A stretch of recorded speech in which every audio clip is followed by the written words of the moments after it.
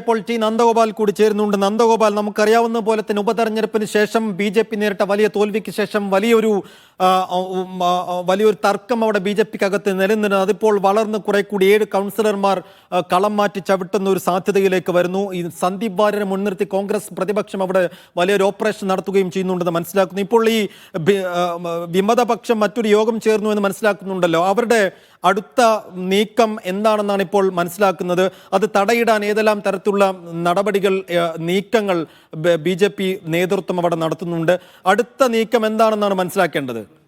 സൈഫുദ്ദീൻ സൂചിപ്പിച്ചതുപോലെ ഉപതെരഞ്ഞെടുപ്പിന് ശേഷമാണ് പാലക്കാട് ബി.ജെ.പിയിലെ ഈ ഒരു ഭിന്നത പരസ്യമായി പുറത്തു വന്നത്. പിന്നീട് ഈ ബ്രൂവറി വിഷയത്തിലും ഇതേ ഭിന്നത നമ്മൾ കണ്ടതാണ്.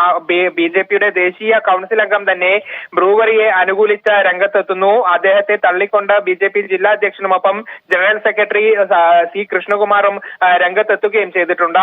ഏറ്റവും ഒടുവിലാണ് ഇപ്പോൾ ഈ ബി.ജെ.പി ജില്ലാ അധ്യക്ഷനെ തെരഞ്ഞെടുക്കുന്നതുമായി ബന്ധപ്പെട്ട വിഷയത്തിൽ ഒരു പൊട്ടിത്തെറി ഉണ്ടായിരിക്കുന്നത്.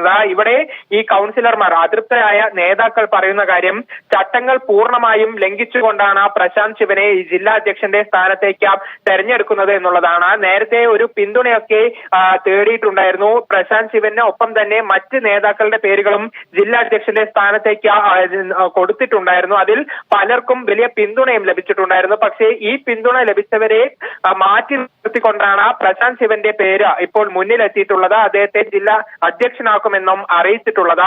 ഏതായാലും പ്രശാന്ത് ശിവൻ തന്നെയാണ് ഇങ്ങനെ ജില്ലാ അധ്യക്ഷനായി വരുന്നതെങ്കിൽ ഈ അതൃപ്തി അറിയിച്ച കൗൺസിലർമാരിൽ 7 പേരും രാജിവെക്കും എന്നുള്ള ഒരു തീരുമാനത്തിൽ തന്നെയാണുള്ളത്.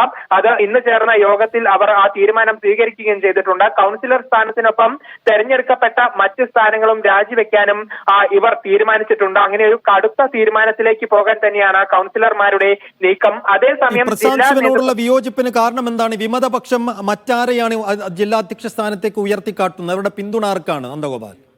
പ്രശാന്ത് ശിവനെ തള്ളാനുള്ള 3 കാരണങ്ങൾ ഇവർ ചൂണ്ടിക്കാട്ടുന്നത് ഇവിടെ ചട്ടങ്ങൾ ലംഘിച്ചു എന്നുള്ളതാണ്. അതായത് 45 വയസ്സിന് മുകളിലുള്ളവർക്ക് മാത്രമേ ഈ ഒരു ജില്ലാ അധ്യക്ഷ സ്ഥാനത്തേക്ക് മത്സരിക്കാൻ പാടുള്ളൂ എന്നുള്ളതായി കൗൺസിലർമാർ ചൂണ്ടിക്കാട്ടുന്നു. പക്ഷേ പ്രശാന്ത് ശിവന് അത്രയും പ്രായമായിട്ടില്ല. ഒപ്പം ഇനി ഇളവുകൾ നൽകുകയാണെങ്കിൽ പോലും ഈ യുവമോർച്ച ജില്ലാ അധ്യക്ഷനായി ഒരു 6 വർഷമെങ്കിലും പ്രശാന്ത് ശിവൻ ഇരിക്കണം. അതിനുശേഷം മാത്രമേ ഈ ജില്ലാ അധ്യക്ഷ സ്ഥാനത്തേക്ക് പോകാൻ പറ്റുകയുള്ളൂ എന്നുള്ളതാണ് ഈ കൗൺസിലർമാർ പറയുന്നത്. പക്ഷേ പ്രശാന്ത് ശിവനെ സംബന്ധിച്ച് അദ്ദേഹം 4 വർഷം മാത്രമേ ആയിട്ടുള്ളൂ ഈ യുവമോർച്ചയുടെ ജില്ലാ അധ്യക്ഷനായിട്ട്. അപ്പോൾ അവിടെയും ചട്ടങ്ങളൊക്കെ തന്നെ പാലിച്ചിട്ടില്ല എന്നുള്ളതാണ് ഈ കൗൺസിലർമാർ പറയുന്നത്. ഒപ്പം സ്മിതേഷിനെ പോലെയും ഒപ്പം ഓമനക്കുട്ടൻ എന്ന് പറയുന്ന അദ്ദേഹം നേതാവിനെ പോലെയും ഉള്ളവർക്കൊക്കെ വലിയ പിന്തുണ നേരത്തെ ഈ ഒരു അധ്യക്ഷ സ്ഥാനത്തേക്ക് പോകുന്നതിന് വലിയ പിന്തുണ ലഭിച്ചിട്ടുണ്ടായിരുന്നു. ഈ ഓമനക്കുട്ടനെയും സ്മിതേഷിനെയും ഒക്കെ പിന്തള്ളിക്കൊണ്ടാണ് ഈ ഇത്തരത്തിൽ പ്രശാന്ത് ശിവന്റെ പേര് മുന്നിൽ വന്നിട്ടുള്ളത് എന്ന് കൗൺസിലർമാർ പറയുന്നുണ്ട്. ഏതായാലും ജില്ലാ നേതൃത്വം ഈ കാര്യത്തിൽ കൗൺസിലർമാരുമായി ചർച്ച ചെയ്തിട്ടില്ല എന്നുള്ളതാണ് മനസ്സിലാക്കുന്നത്.